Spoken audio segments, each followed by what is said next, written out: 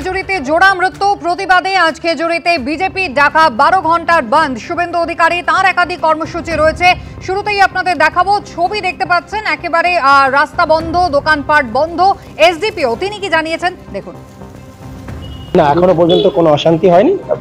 যারা বন্ধ ডেকেছিল তারা তাদের সাপোর্টিং এ বন্ধ করছেন, এটা পুরো মিউচুয়াল আছে। যারা বন্ধ সাপোর্ট করছে দ্যাট ইজ ডিফারেন্ট ইস্যু। জোর করে কোথাও বন্ধ আমরা করতে দেবো না। এখনো পর্যন্ত যারা জোর করে বন্ধ করতে গেছিল আমরা তাদের 8 জনকে অলরেডি অ্যারেস্ট করে নিয়েছি। এখানে আমাদের একটা কলেজ আছে, বারাতলা কলেজ, তাদেরকেও জোর করে আটকানো হচ্ছিল। সেই স্টুডেন্টদের সঙ্গে আমরা কথা বলেছি, তারা নির্বিঘ্নে পরীক্ষা দিতে ঢুকেছেন এবং এই মুহূর্তে এলাকা পিসফুল আছে। এলাকা আপাতত শান্তি রয়েছে। সরাসরি আপনাদের ঘটনাস্থলে এই মুহূর্তে নিয়ে যাব খেজুরিতে। আমাদের প্রতিনিধি বিটন চক্রবর্তী রয়েছেন আমাদের সঙ্গে। বিটন, 12 ঘন্টার খেজুরি বাঁধ ইতিমধ্যেই ঘড়ি বলছে 9:30, অর্থাৎ 3.5 ঘন্টা হয়ে গিয়েছে। শুভেন্দু অধিকারী তার আজকে যাওয়ার কথা রয়েছে, তার কি কি কর্মসূচি রয়েছে?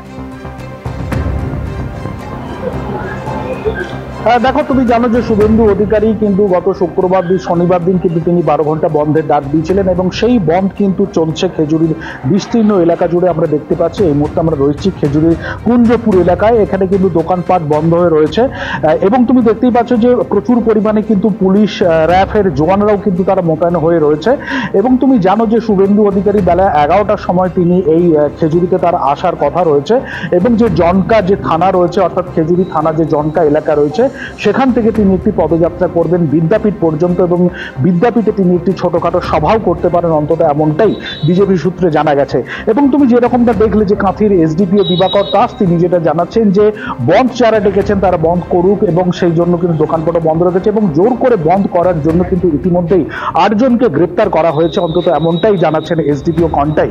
এবং তারই প্রতিবাদে যে বন্ধ, সেই যে জোড়া মৃত্যু, তার প্রতিবাদে যে সেই বন্ধে কিন্তু আমরা সকাল থেকে দেখতে পাচ্ছি খেজুরি বিভিন্ন এলাকাতে কিন্তু দোকানপাট বন্ধ হয়ে রয়েছে। কোনো ধরনের কোনো যান চলাচল করছেন না। যারা খুব অতি প্রয়োজনে বাড়ি থেকে বেরোচ্ছেন তারা নিজস্ব যানবাহন নিয়ে বেরোচ্ছেন এবং পুলিশ কিন্তু যেটা বলছে রাস্তায় তারা টহলও দিচ্ছেন, কড়া নজরদারি রেখেছেন। পুলিশের যেটা বক্তব্য যে স্বতঃস্ফূর্তভাবে বন্ধ যারা করতে চাইছেন তারা করতে পারে, কিন্তু কোনো রকমভাবে জোর করে বন্ধ করার চেষ্টা সেটা তারা বরদাস্ত করবে না, অন্তত এমনটাই তারা দাবি করছেন। এর পরবর্তীকালে শুভেন্দু অধিকারীর কর্মসূচি রয়েছে, সারাদিন বন্ধে কি হয় সেটা কিন্তু এখন দেখার বিষয়। একেবারেই বিটন, দিনের শুরুটা আপাতত শান্তিপূর্ণভাবে হয়েছে। আপনাদের দেখাবো বিজেপি বিধায়ক তিনি কি বলছেন। মানুষ স্বতঃস্ফূর্তভাবে এর আজকে জবাব দিচ্ছে, একদম বন্ধকে সমর্থন করছে সর্বস্তরের মানুষ। কোনো জায়গায় দোকানপাটও খোলা নেই বা বাজার হাটও নেই, তো সব জায়গায় স্বতঃস্ফূর্তভাবে করছে। কিন্তু কিছু একটু আগেই আমাদের এসডিপিও সাহেব মাছগড়া থেকে 3 জনকে অ্যারেস্ট করেছে। কেন করেছে আমি সেটা দেখি। বাকি মানুষের স্বতঃস্ফূর্ততা আছে, দোকানপাট থেকে শুরু করে রাস্তাঘাট সব জায়গায় শুনশান। আমরা এখানে আমাদের কিছু পরীক্ষা ব্যাপার আছে, সেখার জন্য আমরা 2টো করে গাড়ি রাখছি, বিদ্যাপীঠ এবং হেঁড়েতে 2টো করে গাড়ি রাখছি। কলেজে পরীক্ষা আছে, পরীক্ষার্থী এবং পরীক্ষক দুজনকেই আমরা নিয়ে যাওয়ার ব্যবস্থা সেগুলো রেখেছি, ডাক্তারি পরিষেবা রেখেছি। বাকি তো মানুষ দেখতে তো পাচ্ছি।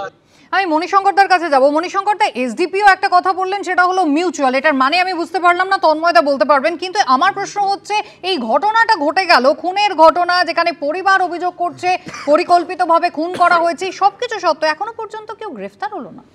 না, সেটাই তো আমি বলছিলাম যে সলিলদা যখন বললো, ডিফার করলো আমার মতামত, আমি বললাম যে খুনটা হচ্ছে একটা ফাইনাল কনক্লুশন, বা যে করাপশনের কথা বলছেন সেটা তো প্রথমেই হয়ে যায় না।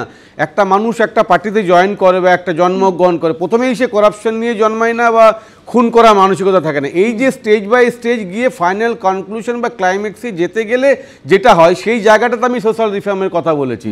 দেখুন, ব্যাপারটা হচ্ছে যে এই যে বন্ধের কথা বললেন, দেখুন কোনো ঝামেলা কিন্তু হয়নি এখনও। কলকাতাতে দেখছিলেন বন্ধের সময় ঝামেলা হচ্ছিল, তখন আপনারা টিভিতে দেখাচ্ছেন। প্রথম কথা হচ্ছে যে বন্ধ যদি মানুষ চায় তারা বেরোবেন না, অটোমেটিক্যালি বন্ধ হবে।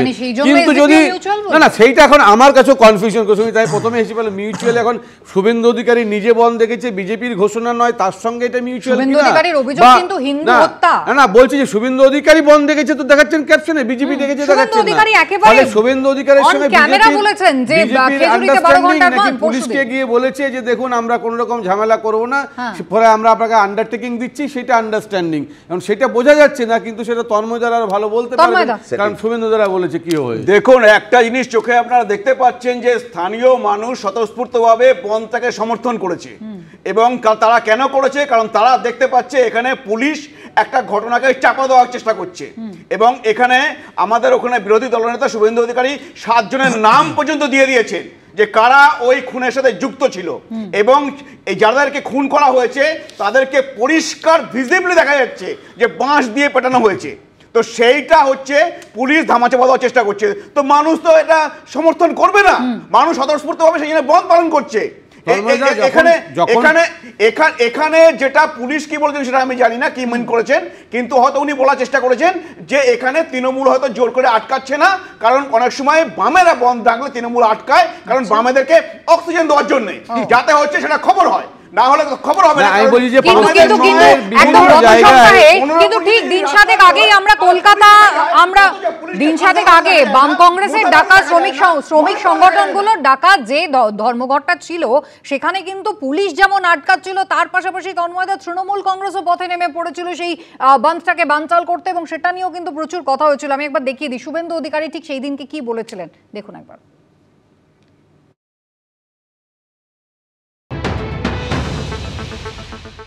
সময় বেছে বেছে হিন্দুদেরকে খুন করবে, আর খুন যারা করেছে দরজা বন্ধ করে দিয়ে পালিয়ে যাবে, আর পুলিশকে দিয়ে গল্প ফাঁদার চেষ্টা হবে, এখানে অন্তত এটা আমরা করতে দেবো না। সোমবার দিন খেজুরি সমস্ত হিন্দু সংগঠন, মন্দির কমিটি, পূজা কমিটির পক্ষ থেকে খেজুরি বন্ধ রাখা হচ্ছে। নিজে বন্ধের সমর্থনে জনকা থানা থেকে বিদ্যাপীঠ মিছিলের নেতৃত্ব দেবে।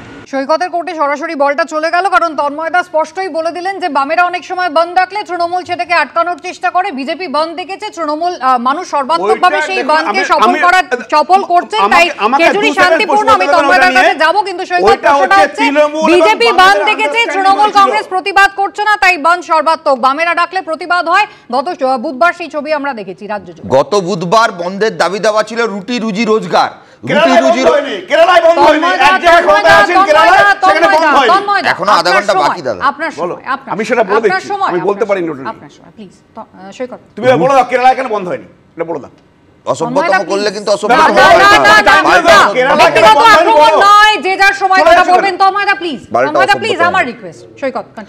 রুটি রুজি রোজগার নিয়ে যখন আমরা বন্ধ ডেকেছিলাম, তখন রুটি রুজি রোজগারের দাবিগুলো যাদের বিরুদ্ধে ছিল, সেই বিজেপি রাস্তায় নামার আগে কাঁথি শহরে, খেজুরিতে, হেঁড়িয়াতে তৃণমূল কংগ্রেস নিজে দলগতভাবে এবং পুলিশ নামিয়ে দিয়েছিল।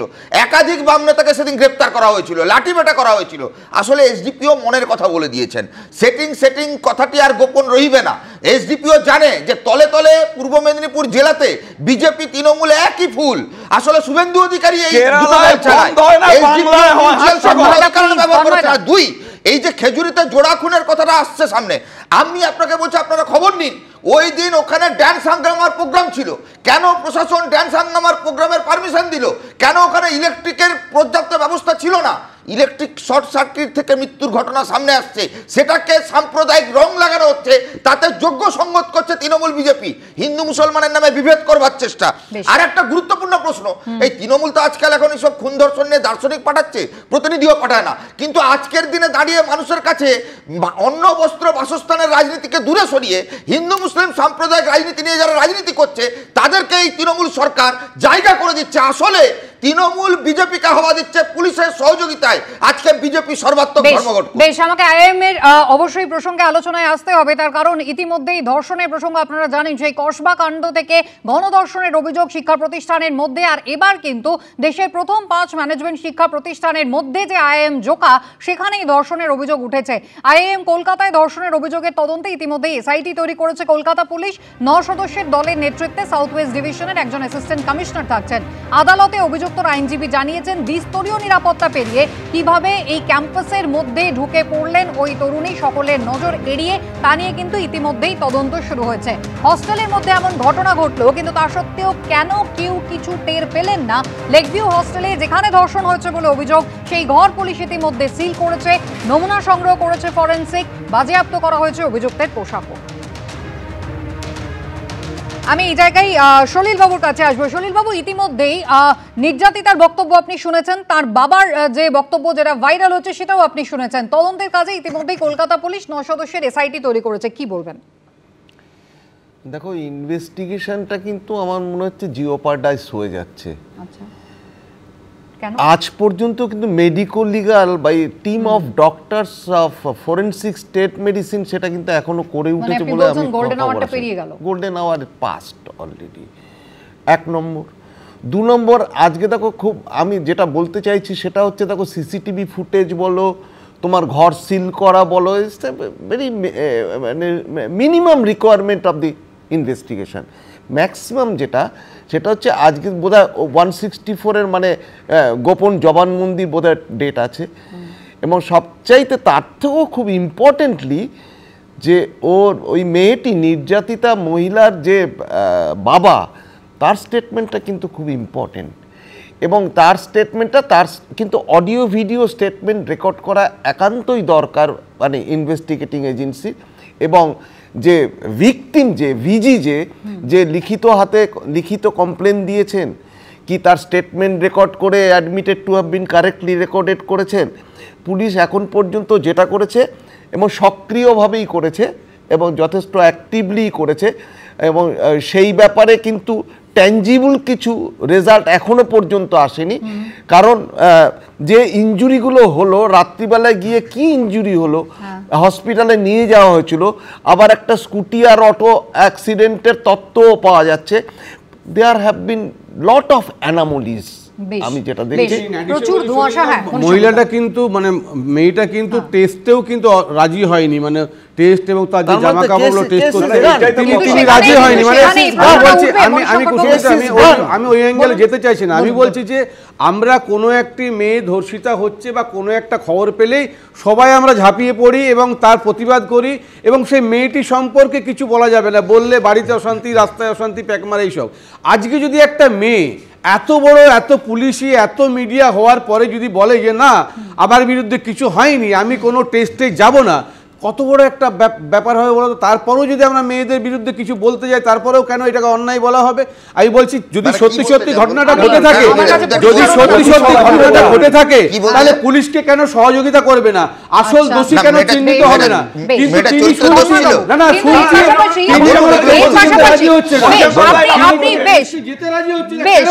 আপনি নির্যাতিতার বক্তব্য নিয়ে প্রশ্ন তুলছেন, কিন্তু আমি এই জায়গায় প্রশ্ন তুলবো জাতীয় মহিলা কমিশন এবং রাজ্য মহিলা কমিশন, তাদের ভূমিকা। জাতীয় মহিলা কমিশন কিন্তু এই ঘটনা নিয়ে কনফিউজড, এবং রাজ্য মহিলা কমিশন কিন্তু ইতিমধ্যেই শতপ্রণোদিত মামলা রুজু করেছে। গত 1-2 মাসে যা যা ঘটেছে তন্ময় বাবু, রাজ্য মহিলা কমিশনকে কোথাও দেখা যায়নি। আর ঠিক নির্দিষ্ট করে এই ঘটনাটার ক্ষেত্রে জাতীয় মহিলা কমিশন কেন এত কনফিউজড হয়ে গেল বলুন তো? না, এটা তো ওনাদের হঠাৎ করে ঘুম ভেঙেছে, কিন্তু এমন একটা সময় ঘুম ভেঙেছে সেখানে বোঝা যাচ্ছে না যে তৃণমূলের পুলিশের বক্তব্য একরকম, আর মেয়েটির বাবা বলছে আমাকে আমার মেয়ে বলেছে, তার বক্তব্যটা পুরোপুরি আলাদা। তো সেখানে হচ্ছে বহু মানুষ এখন এইটা বলছেন যে তাহলে কি তৃণমূলের পুলিশ এই Narasinha Dutt college, Kasba college, Sonarpur college, Kakdwip college, এই একটার পর একটা যে ঘটনা আসছিল তা সেটা থেকে নজর ঘোরানোর জন্য কি এটাকে তৈরি করলো? কারণ এটা আপনি দেখেছেন, আমি দেখুন আমি শুধু ঘটনাটাকে তুলে ধরছি। একজন মহিলা তিনি নিজে বলেননি কমপ্লেনে তিনি রেপড হয়েছেন। এবার তা যদি কোথায় বলছে বলেননি, আরে আপনি কোথায় বলেননি, মিথ্যে কথা বলছেন।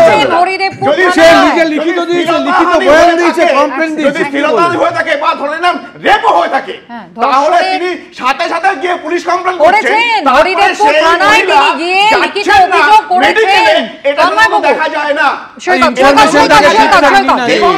তিনি পোশাক পর্যন্ত দেননি এই রাজ্যে।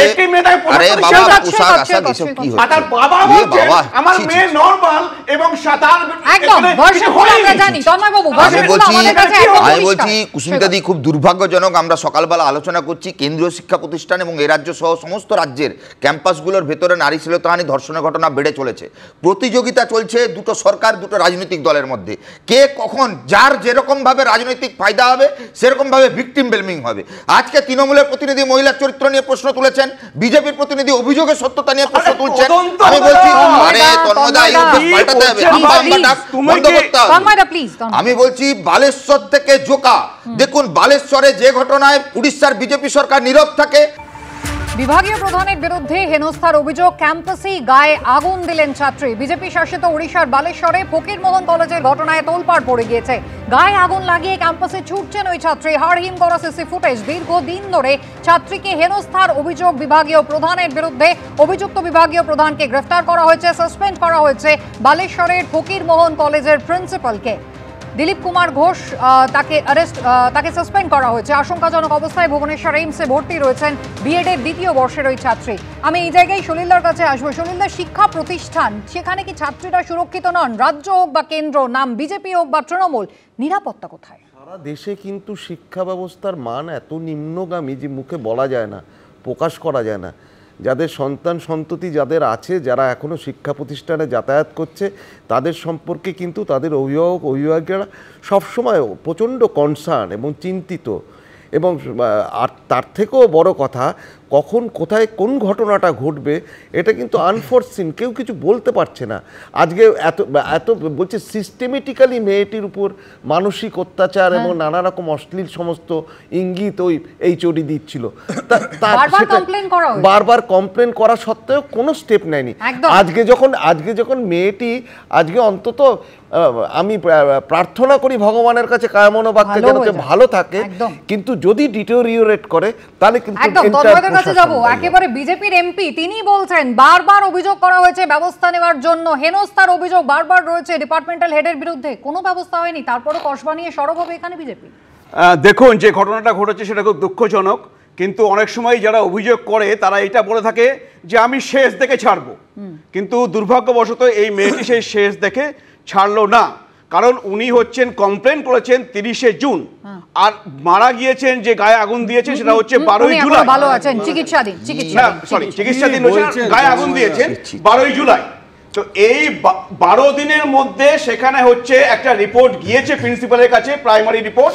তাতে দেখুন আমি আপনাকে বলে দিতে পারি, দেখুন আমি আপনাকে একটা জিনিস বলে দিতে পারি, ওড়িশা বলে এখন 12 দিনটা অল্প সময় মনে হচ্ছে, পশ্চিমবঙ্গ বলে বেশি মনে হচ্ছে। আমি আপনাকে বলে দিতে পারি, আচ্ছা বিদেশে পর্যন্ত এই ধরনের ঘটনা ঘটলে এত 12 দিনের মধ্যে তদন্ত শেষ হয় না। আমি আপনাকে বলে দিতে পারি একাধিকবার অভিযোগ আছে ডিপার্টমেন্টাল হেডের বিরুদ্ধে, নামমাদা একবার অভিযোগ নয়। বিজেপি এমপি বলছেন থামাই বলছি বাচ্চা মেয়েটা মারা গেছে দুর্ভাগ্যজনক। তামান্না 20 জনের মধ্যে 9 জন অ্যারেস্ট করেছে, রে করে আসছে, কেন বাকি জন হয়নি? 3 দিনের মাথায় মানে অ্যারেস্ট হয়েছে আরজি করে, বলছে কেন কলকাতা পুলিশ পারেনি। আর 12 দিন হয়ে গেল তখন আপনি এইসব করছেন। ফলে আমি বলছি কোনোটাই ভালো না, আমি কোনোটাকে মানছি না, একদমই ঠিক না। আমি দেখো প্রথমেই বলছি যে এই ধরনের ঘটনাগুলোকে এই পলিটিক্যাল রং দিয়ে কি হয়, অ্যাকচুয়াল যারা দোষীরা লঘু করে তারা কিন্তু চুপচাপ বসে হাসি পায়, আর মারামারি হয় বিজেপি তৃণমূলে। এটাকে রাজনৈতিক দ্বিচারিতা, রাজনৈতিক উদ্দেশ্য দূরে সরিয়ে এই বিষয়ে যদি দলমত নির্বিশেষে আমরা এক না হতে পারি। আমরা দেখছি বেটি পড়াও বেটি বাঁচাও বিজ্ঞাপন, আর ওখানে বালেশ্বরে বিভাগীয় প্রধানকে গার্ড করবার চেষ্টা, এখানে কন্যাশ্রীর বিজ্ঞাপন, আর আরজি করে সন্দীপ ঘোষদের প্রশংসা করবার চেষ্টা।